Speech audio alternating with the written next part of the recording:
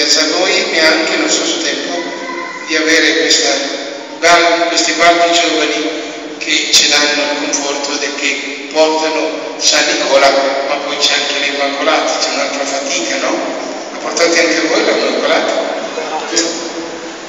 Anche se qualcuno non può venire pazienza, ma l'Immacolata vi vuole. Vi vuole con amore come di mamma.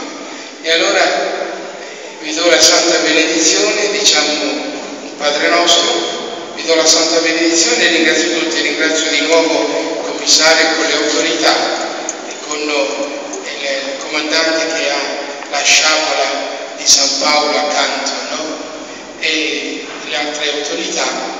E ringrazio tutti voi, tutti, uno per uno, dai bambini ai più grandi, perché avete mostrato veramente una gioia, una fede però che non deve spegnersi, deve continuare. Qui ho detto prima nella celebrazione, deve diventare il santuario di San Nicola e il santuario dell'Immacolata.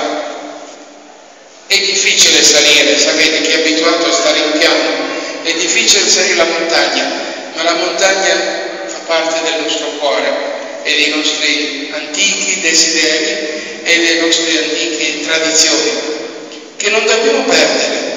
Più ne mettiamo avanti, però purificandole dalle incrostazioni del tempo, rendendole più facili per arrivare al cuore di ognuno di noi. Grazie di nuovo. Vi do la Santa Benedizione e diciamo: Padre nostro che sei nei cieli, sia santificato il tuo nome, venga il tuo regno, sia fatta la tua volontà, come in cielo così in terra. Dacci oggi il nostro pane quotidiano e rimetti a noi i nostri debiti, come noi li rimettiamo ai nostri debitori, e non ci indurre in tentazione, ma liberaci dal male. Ave Maria, piena di grazia, il Signore è con te. Tu sei benedetta fra le donne, e benedetto il frutto del tuo seno, Gesù. Santa Maria, Madre di Dio, prega per noi peccatori, adesso e nell'ora della nostra morte. Amen. Sia gloria al Padre, al Figlio e allo Spirito Santo, come era nel principio, e sempre, e nei secoli dei secoli. E la benedizione di Dio Onnipotente, per mezzo